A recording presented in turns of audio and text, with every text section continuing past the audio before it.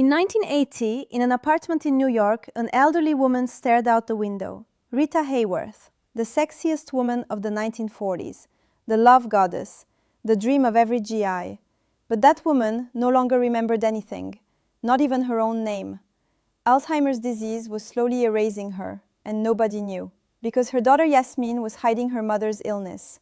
Hollywood's love goddess was disappearing in silence. But the truth is, Rita Hayworth had disappeared years earlier, when that sexy image was created, because Rita never wanted to be that woman.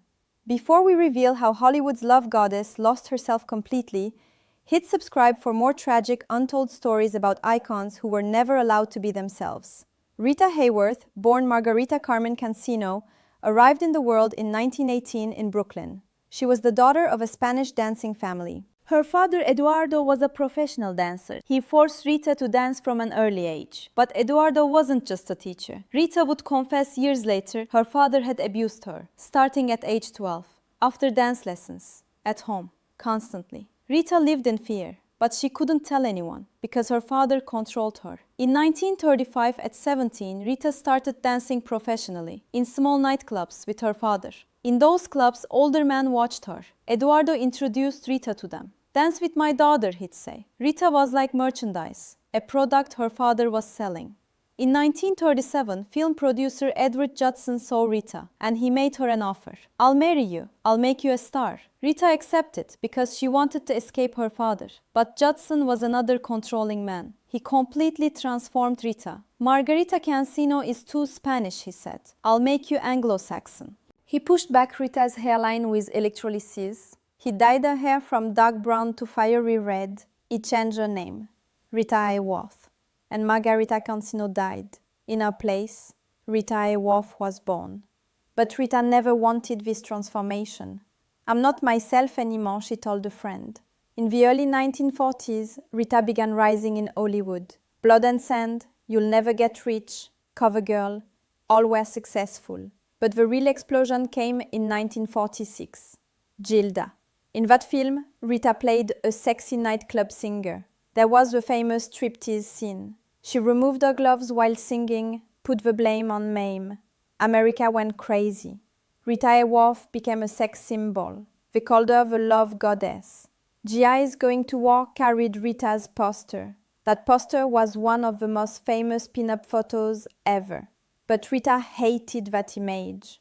"Men go to bed with Gilda," she said, "but wake up with Rita Hayworth." And they're disappointed. Because Gilda wasn't real, she was just a character. But the world wanted Rita to be Gilda. In 1949, Rita met Prince Ali Khan. Wealthy, handsome, exotic, Rita fell in love, they married. They had a daughter, Yasmin.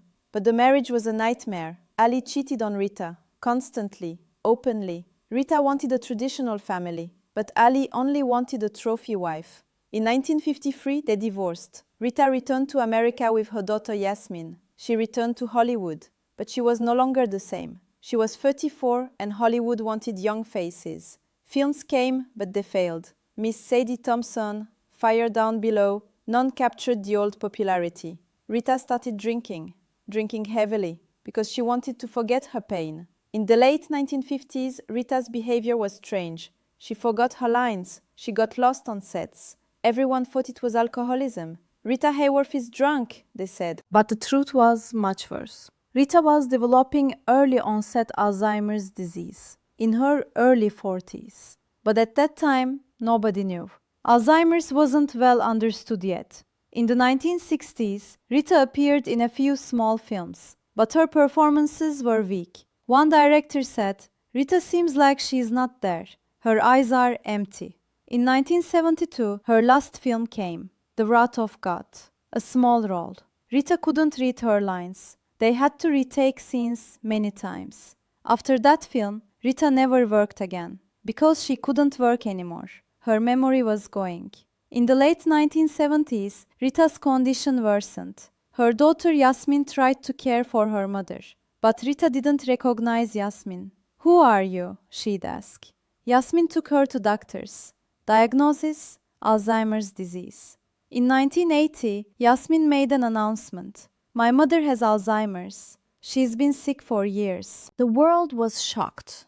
because Alzheimer's was still a mysterious disease at that time. Rita Hayworth became the face of that disease. People gained awareness, but Rita was no longer aware of anything. The beautiful redhead was now a shadow. She didn't remember herself. She didn't remember her films. She didn't even remember Gilda. In the early 1980s, Rita was placed in a care facility. She needed full-time care. Yasmin would visit every day, but Rita didn't recognize her. "My mother died," Yasmin said. "Her body is still here, but my mother left years ago." Old Hollywood friends visited, but Rita didn't recognize any of them. One friend left crying. "I should have seen the love goddess, but I only saw an empty stare." In 1987, Rita's health rapidly deteriorated. She could no longer walk. She couldn't speak. On the morning of May 14, 1987, Rita Hayworth died.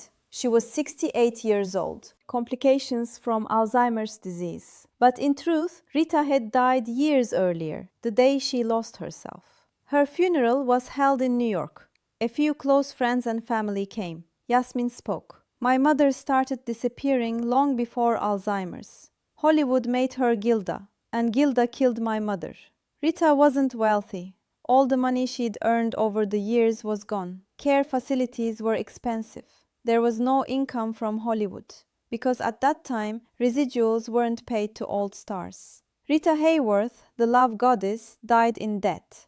After her death, Yasmin founded an organization, the Rita Hayworth Alzheimer's Association. That foundation helped millions of people. It raised Alzheimer's awareness. Rita died knowing nothing about her disease. But after her death, she became hope for millions. The transformation from Margarita to Rita was violent. Eduardo Judson didn't just change her appearance, he erased her identity. He took a Spanish girl and made her Anglo. He took someone's daughter and made her a product. And Rita spent the rest of her life trying to find Margarita again. But she never could. Because Margarita was dead, killed to create Rita Hayworth. France from the 1940s remembered a different woman, before Gilda, before the love goddess image consumed her.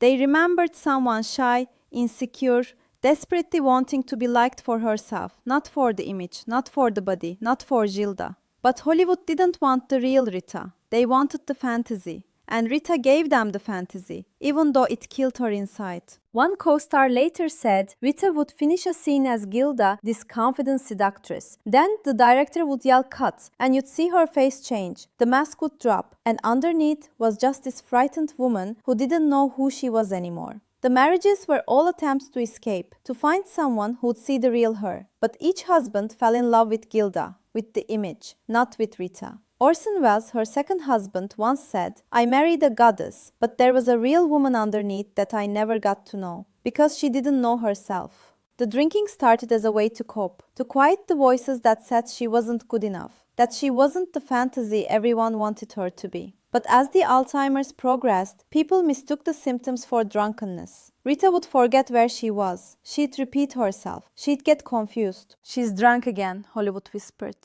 Nobody realized her brain was literally deteriorating. For years, Rita suffered in silence because she was ashamed, because she thought something was wrong with her, because she didn't know she had a disease. Yasmin later described finding her mother wandering the streets at 2 a.m., completely lost, not knowing where she lived, not knowing who Yasmin was. The worst part, Yasmin said, was watching someone disappear while they're still alive. My mother's body was there, but everything that made her her was vanishing day by day. In the care facility, Rita would sometimes sing old songs from her films. She didn't remember making the films, but somehow the songs remained. Nurses would find her humming "Put the Blame on Mame," that song from Gilda, the film that made her famous and trapped her forever. But Rita didn't remember Gilda. She just remembered the melody. Sometimes she'd look in mirrors and not recognize herself. The red hair was grey now. The famous face was lined and confused. "Who is that?" she'd ask, staring at her own reflection. The woman who'd been called the most beautiful in the world couldn't recognize her own face. When Rita died, obituaries focused on her beauty, on Gilda, on the love goddess image. Few mentioned the real woman, the abused daughter, the controlled wife, the lost soul who spent her life playing a character she never wanted to be. Few mentioned that she died not knowing who she was, not remembering her own daughter, not remembering anything. The Alzheimer's Association bearing Rita's name has since helped millions. It funded research, it provided support, it brought awareness to a disease that was hidden in shame. Rita Hayworth's greatest legacy wasn't Gilda. It was giving a face to a disease, making it okay to talk about, making people understand. In death, Rita finally escaped the love goddess image. She became human, vulnerable, real. Closing message. Rita Hayworth was the love goddess, the sexiest woman of the 1940s, but she never wanted to be that woman. Hollywood made her Gilda, but Gilda wasn't real. Rita escaped her father, but she ran to other controlling men. She lost her image. She lost her identity. Finally, she lost herself. Alzheimer's slowly erased Rita, but perhaps Rita had been erased years earlier, the day Margarita Cancino died, the day Rita Hayworth was created. Sometimes the brightest stars carry the darkest secrets, and Rita Hayworth spent her entire life hiding behind an image. In the end, even that image was lost, and nothing remained, just an empty stare and a lost soul. The tragedy of Rita Hayworth isn't just that she got Alzheimer's. It's that she spent her whole life not knowing who she was. Hollywood took Margarita and made her Rita, made her Gilda, made her the love goddess. But none of those were real. They were all masks. And behind the masks was a woman desperately searching for herself. By the time the masks came off, there was nothing left to find. Rita Hayworth disappeared twice, once when Hollywood created her, and once when Alzheimer's erased her.